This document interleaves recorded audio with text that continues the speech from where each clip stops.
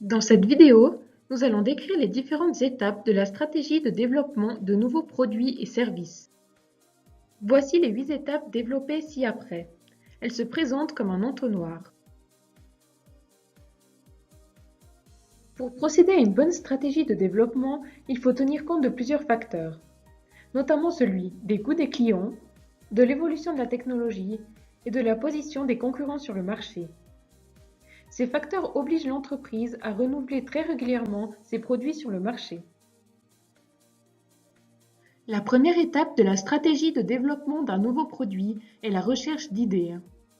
Il faut donc imaginer plusieurs idées potentielles pour pouvoir ensuite sélectionner les meilleures. 2 sources sont à disposition de l'entreprise pour développer de nouvelles idées. La première étant l'offre. Elle se compose des différentes sources internes, telles que les collaborateurs de l'entreprise, qui peuvent parfois apporter des idées novatrices. On appelle cela d'ailleurs l'innovation participative. Les concurrents ainsi que les fournisseurs jouent parfois un rôle important. La deuxième est la demande. Elle est composée des clients et des consommateurs. Ces derniers, grâce à leurs questions et réclamations, permettent parfois de développer de nouvelles idées. Les enquêtes et groupes de discussion sont parfois un bon filon pour la stratégie de développement.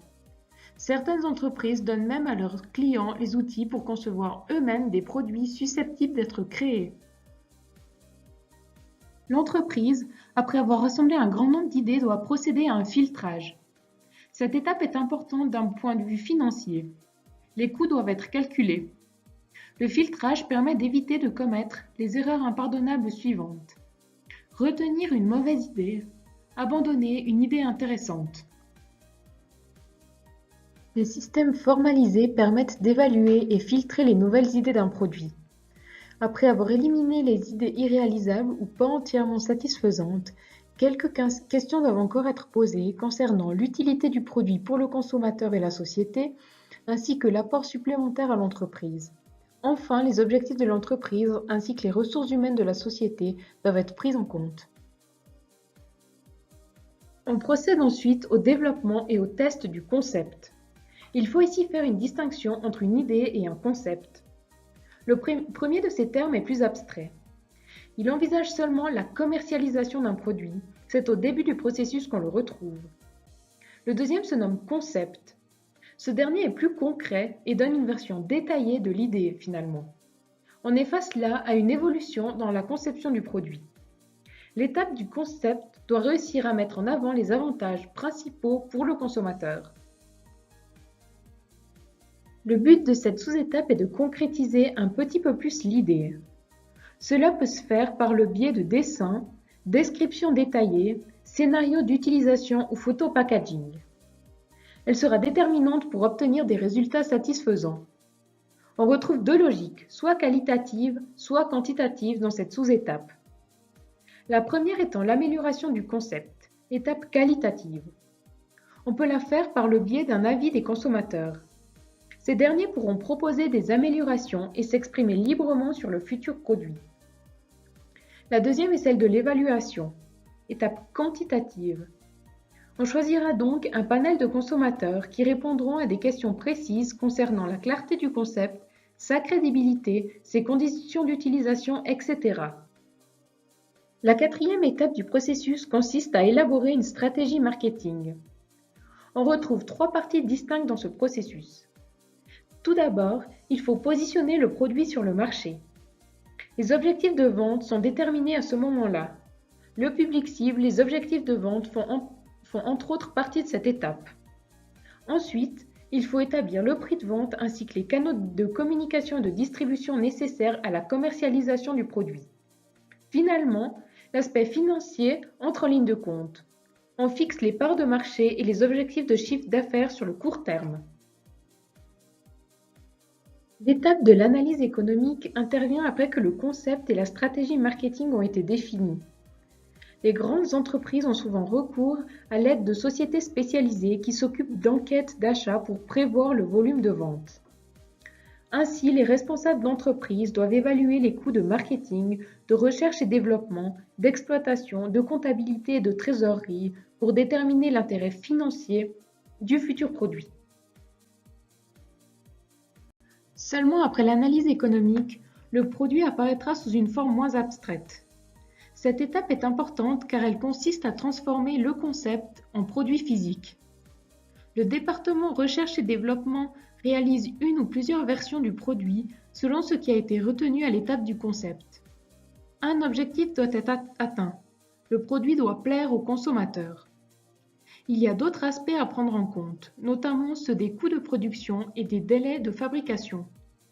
Cette étape peut durer plusieurs semaines, voire mois. Durant cette étape, le produit subit un certain nombre de tests de deux natures possibles.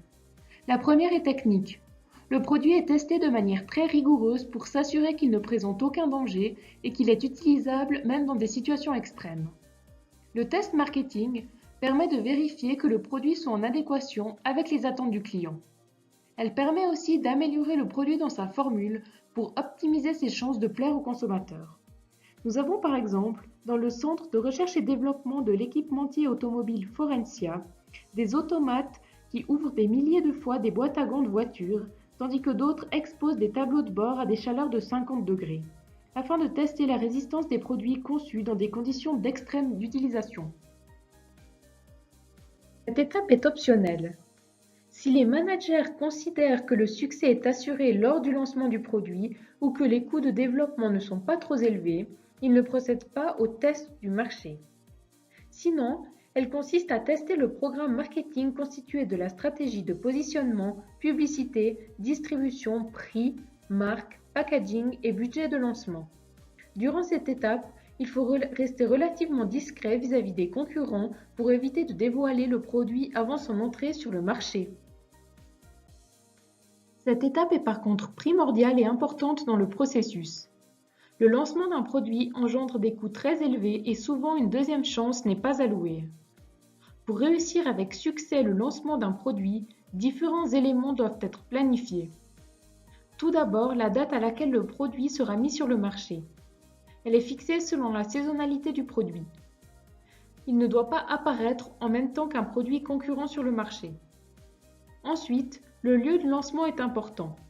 La question de savoir s'il va évoluer au niveau local, sur le marché national ou directement à l'international.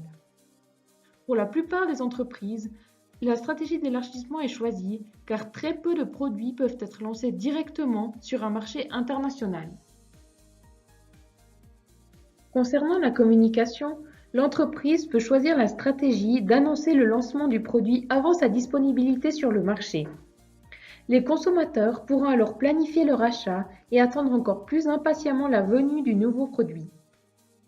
Inévitablement, ils discuteront ensemble de la date prévisible de lancement. Concernant les concurrents, ils pourront peut-être être dissuadés de lancer un produit semblable sur le marché à la même période.